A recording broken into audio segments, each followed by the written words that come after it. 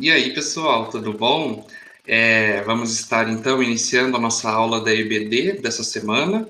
Nós estamos conversando um pouco sobre a síntese dos livros do Novo Testamento e hoje nós vamos dar sequência nesse tema.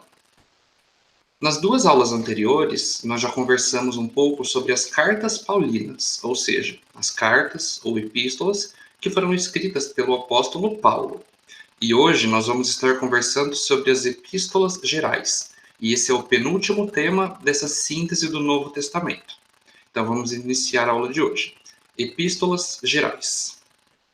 Bom, pessoal, nós já falamos nas aulas passadas que as epístolas ou as cartas são o gênero literário predominante do Novo Testamento, ou seja, a maior parte dos livros do Novo Testamento são cartas. E nós vamos estudar hoje as epístolas gerais, que são os conjuntos de cartas ou epístolas que vão desde Tiago até Judas. Então, quando a gente vai lá na Bíblia, no Novo Testamento, e vê a sequência dos livros, nós vamos estar hoje estudando as epístolas que vão desde Tiago até Judas. E quando a gente pensa nas epístolas gerais, nós temos que, tirando o livro de Hebreus, 1º e 2º João, todas as demais epístolas, elas não possuem informações sobre os seus destinatários, ou seja, não tem informações sobre para qual cidade, para qual igreja elas foram enviadas. Tem-se apenas as informações de seus remetentes, ou seja, dos seus autores, das pessoas que escreveram essas cartas. Então, essas epístolas gerais recebem o nome de seus autores, ou seja, quem as escreveu. E vamos então começar com a Epístola aos Hebreus. Esta carta destinada aos Hebreus não tem uma autoria conhecida, ou seja, não se sabe exatamente ao certo quem foi o autor dessa epístola. Existem algumas suposições de alguns estudiosos. Por exemplo, alguns acreditam que Paulo seja o autor desta epístola. Mas quando se estuda a linguagem, o estilo de escrita dessa carta, dessa epístola, ela é muito diferente das outras que foram escritas por Paulo. Então ela é muito diferente da tradição de escrita paulina. Então, por isso, é um pouco duvidoso se foi Paulo mesmo que escreveu essa epístola. Outros estudiosos acreditam que foi Barnabé, ou então Lucas, Priscila. Outros, então, acreditam que foi Apolo que escreveu essa epístola. E foi uma ideia até defendida por Martinho Lutero, que foi o pai da Reforma Protestante. E essa é uma ideia interessante, porque Apolo ele possuía grande conhecimento do Antigo Testamento. Então, ele pode ter sido o autor dessa epístola, só que não se tem certeza. Então, a autoria dessa epístola é realmente desconhecida. E quem são os destinatários? Para quem foi enviado, para quem essa carta foi escrita? Para os judeus cristãos que estavam sofrendo perseguições. Então, esses judeus cristãos, eles estavam tentados a abandonar o cristianismo e voltar para o judaísmo. Então, o autor da Epístola de Hebreus escreve essa carta para judeus cristãos que estavam sofrendo perseguições, estavam querendo abandonar a sua fé. Então, o propósito dessa carta é realmente evitar a apostasia do cristianismo em direção ao judaísmo. Ou seja, evitar que as pessoas abandonassem a sua fé, abandonassem a sua crença em Jesus e voltassem para suas antigas crenças baseadas no judaísmo. E, a partir de então, o autor ele mostra, através dessa carta, através de algumas comparações, que a religião cristã é superior àquela que a procedeu, ao judaísmo. Então, o autor tenta realmente, através de comparações, mostrar que o cristianismo é superior ao judaísmo. Então, por exemplo, uma estratégia e um tema que é abordado nessa carta é de que o cristianismo é superior ao judaísmo porque Cristo é superior aos mensageiros do judaísmo. Então, por exemplo, o autor nessa carta mostra que Cristo é superior aos profetas. E a gente tem, por exemplo, no capítulo 1, versos 1 e 2, logo no início da carta de Hebreus, mostrando isso. Olha só o que está escrito. Há muito tempo, Deus falou muitas vezes e de várias maneiras aos nossos antepassados, por meio dos profetas. Mas, nesses últimos dias, falou-nos por meio do Filho, a quem constituiu o herdeiro de todas as coisas e por meio de quem fez o universo. Então, aqui, O escritor da carta, ele está mostrando que antigamente Deus, sim, ele falou por meio de profetas, mas nesses últimos dias ele falou por meio do Filho, e mostra que ele, Jesus, é superior aos profetas. Além disso, o autor mostra que Jesus, ele é superior aos anjos. Se a gente segue a leitura do capítulo 1 de Hebreus, no versículo 3 e 4, a gente tem um trecho que nos ajuda a entender essa questão também. O autor continua falando: o Filho é o resplendor da glória de Deus e a expressão exata do seu ser, sustentando todas as coisas por sua palavra poderosa. Depois de ter realizado a purificação dos pecados, ele se assentou à direita da majestade nas alturas, tornando-se tão superior aos anjos quanto o nome que ele herdou é superior ao deles. Então aqui o autor está mostrando também que Jesus ele é superior aos anjos. E além disso, ele mostra também que Jesus é superior a Moisés também. Então na leitura lá do capítulo 3 até o capítulo 6 de Hebreus, é possível ver que o autor mostra que Cristo é superior também a Moisés. Uma outra estratégia, um outro tema abordado pelo autor é de que o cristianismo é superior ao judaísmo porque o seu sacerdote é superior ao sacerdote do judaísmo. Então, por exemplo, o autor mostra que Cristo é superior ao sacerdote do judaísmo desde o primeiro capítulo até o versículo 6 do oitavo capítulo. Ele também mostra que o tabernáculo de Cristo é superior ao tabernáculo do judaísmo, lá no capítulo 10, versículos de 1 a 18. Além disso, a gente vê que a aliança de Cristo é superior à aliança do judaísmo. Então, o autor escreve lá nos versículos 7 e 8 do capítulo 8 de Hebreus o seguinte: pois, se aquela primeira aliança fosse perfeita, não seria necessário procurar lugar para outra. Deus, porém, achou o povo em falta e disse: estão chegando os dias, declara o Senhor, quando farei uma nova aliança com a comunidade de Israel e com a comunidade de Judá. Não será como a aliança que fiz com seus antepassados, quando os tomei pela mão para tirá-los do Egito, visto que eles não permaneceram fiéis à minha aliança. Eu me afastei deles, diz o Senhor.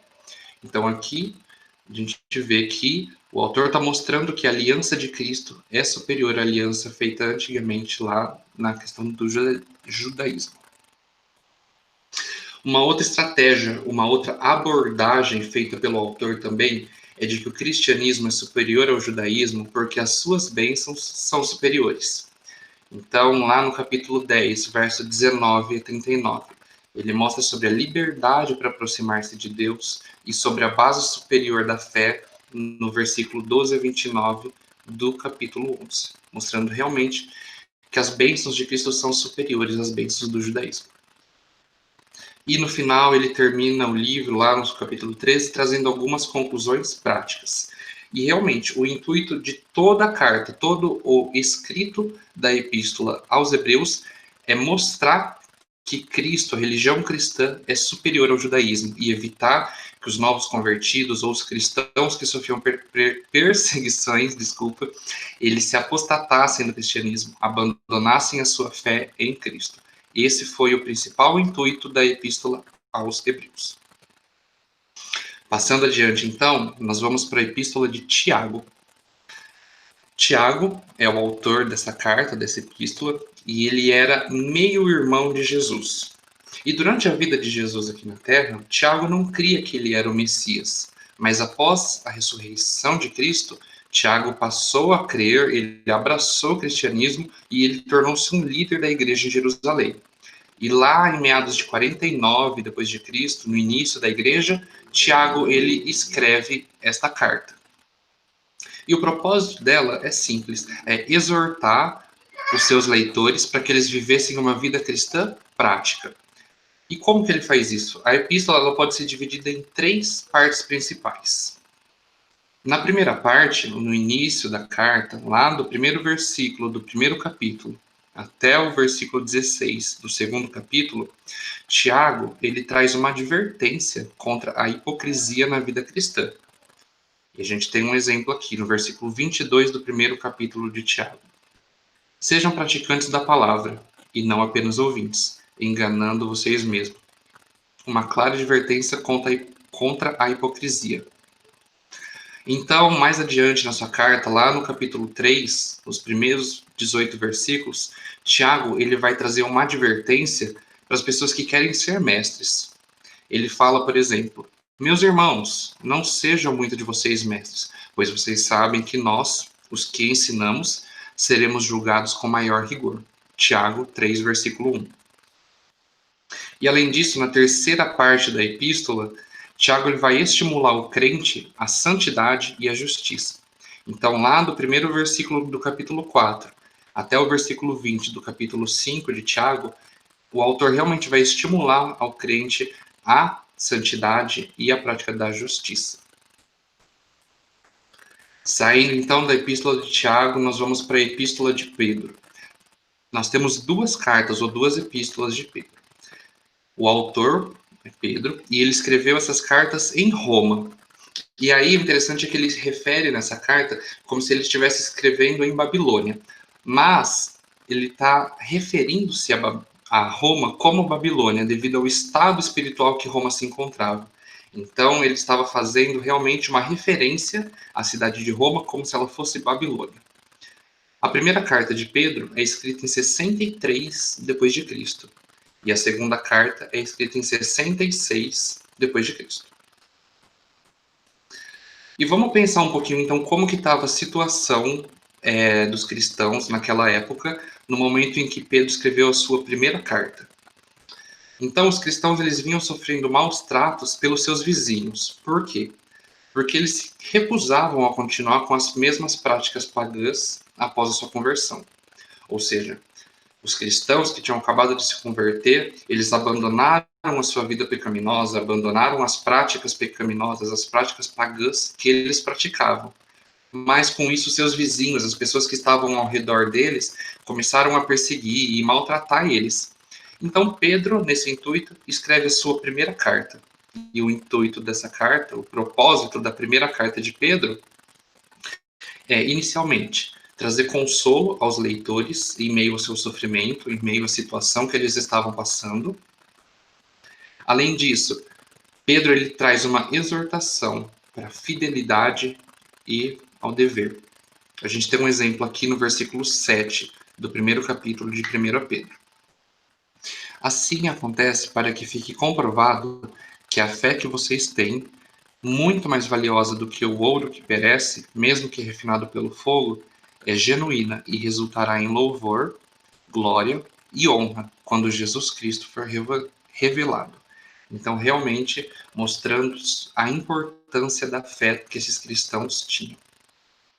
Além disso, Pedro ele tenta fortalecer os irmãos para que eles vençam as tentações que eles estavam sofrendo pelos incrédulos. Então, a gente tem um versículo aqui trazendo realmente uma mensagem de fortalecimento para esses cristãos. Se a gente lê 1 Pedro 2:11, a gente consegue ver isso. Ó. O autor está dizendo: Amados, insisto em que, como estrangeiros e peregrinos no mundo, vocês se abstenham dos desejos carnais que guerreiam contra a alma. Realmente um conselho para que esses irmãos se mantessem longe desses desejos carnais, dessas práticas pecaminosas a quem eles estavam sendo expostos. Então, saindo da primeira carta de Pedro e indo para a segunda carta de Pedro, nós temos realmente uma mudança de propósito. Com essa segunda carta, Pedro tem o intuito de advertir o povo contra heresias que estavam sendo espalhadas pelos falsos mestres da época. Uma dessas heresias era de que havia negação de que a morte de Cristo poderia pagar pelos nossos pecados. Então tinha-se essa ideia de que a morte de Cristo não era o suficiente para pagar pelos nossos pecados. A gente vê um trecho referente a isso no primeiro versículo do segundo capítulo de 2 Pedro. No passado, surgiram falsos profetas no meio do povo, como também surgirão entre vocês falsos mestres. Estes introduzirão secretamente heresias destruidoras, chegando a negar o soberano que os resgatou, trazendo sobre si mesmos repentina destruição. Então Pedro está falando para esse povo de que no passado já surgiram falsos mestres e nesse momento surgiriam também pessoas que espalhariam falsas notícias, heresias que destruiriam a fé deles. Por exemplo, ele fala que esses hereges, eles chegariam a negar o soberano que os resgatou. Então, era realmente uma mensagem de Pedro mostrando para o povo que teriam falsos pregadores, falsos profetas, pessoas hereges que espalhariam falsas doutrinas. Além disso, naquela época, estava sendo espalhada a negação de que Cristo voltaria a este mundo. A gente tem também 2 Pedro, capítulo 3, versículo 4, falando isso. Eles dirão: o que houve com a promessa da sua vinda? Desde que os antepassados morreram, tudo continua como desde o princípio da criação. Então é Pedro falando que tem pessoas que falariam isso, né? O que houve com a promessa da vinda de Cristo? Mas para que os irmãos não dessem ouvido a essa mensagem, pois elas eram falsas. Além disso, nessa época estava sendo propagado a verdade, a afirmativa de que cada um deveria viver de acordo com o que bem entendesse. E Pedro, nessa carta, ele quis negar isso, ele quis contradizer e advertir para que os cristãos não dessem ouvido a essa afirmativa, pois é uma informação errada. Então as pessoas acreditavam que poderiam viver de acordo com a forma que entendesse, e Pedro veio combater este falso ensino. Então, essa foi a proposta, o intuito de Pedro, da segunda carta de Pedro. Trazer uma advertência contra essas heresias que estavam sendo espalhadas nesta época. Então, o autor, além disso, estimulava seus leitores para que eles aguardassem o cumprimento da promessa de Cristo e também buscar a santificação. Olha só mais um exemplo que a gente pode ver lá no versículo 14 do capítulo 3 de 2 Pedro. Porquanto, amados, enquanto esperam estas coisas, empenhem-se para serem encontrados por ele em paz, imaculados e inculpáveis. Então é realmente um convite para a espera de Cristo, das promessas de Cristo e a busca pela santificação. Saindo então das epístolas de Pedro, nós vamos para as epístolas de João. João ele escreveu 3 cartas, 3 epístolas. Na sua primeira carta, João ele aponta aos leitores provas que indicam como se pode alcançar a certeza da vida eterna. Olha só esse exemplo, lá do versículo 13 do capítulo 5 de 1 João. Escrevi estas coisas a vocês que creem no nome do Filho de Deus, para que saibam que têm a vida eterna. Realmente nessa carta, João quis mostrar e indicar provas de como ter a certeza da vida eterna. Já na sua segunda carta, João ele adverte contra os falsos mestres, traz uma mensagem falando para terem cuidados contra os falsos mestres, porque eles estavam ensinando que Cristo não veio de fato num corpo humano. E João mostra que esses enganadores estavam sendo espalhados pelo mundo e que não deveriam ser ouvidos. Lá no versículo 7 do primeiro capítulo de 2 João, a gente vê isso. De fato, muitos enganadores têm saído pelo mundo, os quais não confessam que Jesus Cristo veio em corpo. E aí, João, nessa carta, ele vem trazer advertência contra esses falsos mestres. E, na sua terceira carta, João escreve a um pastor, o pastor Gaio. Ele traz um estímulo para que esse pastor continue sendo hospitaleiro e também traz uma censura para Diótrefes, para que esse pastor censurasse Diótrefes, porque ele queria usurpar o poder sobre toda a congregação. Olha só um exemplo lá do versículo 9 do primeiro capítulo de 3 João.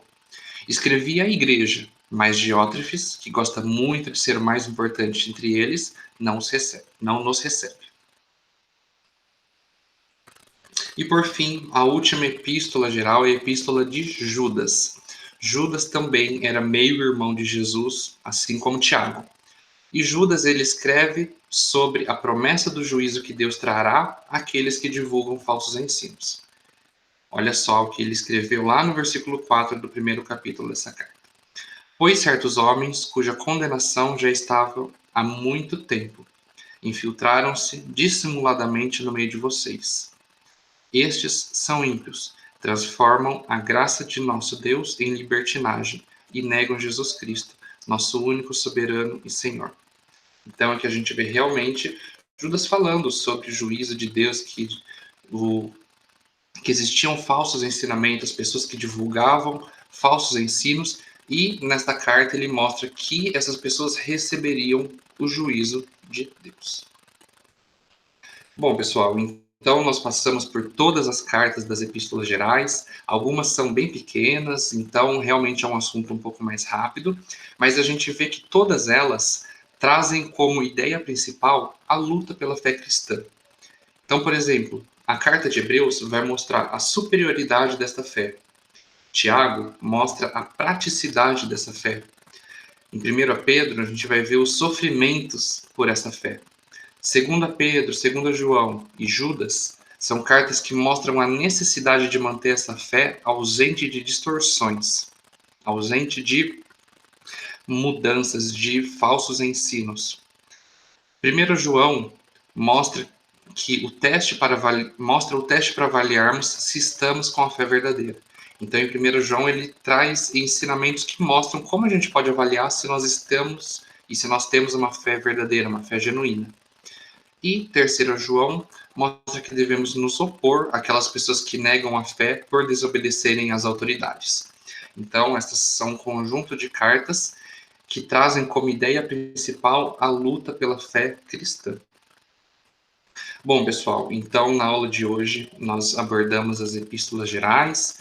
Eu espero que o que eu passei aqui para vocês tenha ficado claro. Se vocês tiverem alguma dúvida, vocês podem acompanhar essa aula pela apostila. Todas as informações foram retiradas de lá. Eu espero que tenha ficado claro, que você tenha entendido. E caso você tenha alguma dúvida, queira comentar alguma coisa aqui, fique à vontade. É só colocar seu comentário aqui que a gente pode estar discutindo melhor e abordando talvez melhor algum tema que tenha ficado um pouco superficial, mas eu espero que essa aula de hoje tenha sido proveitosa para você, tá bom?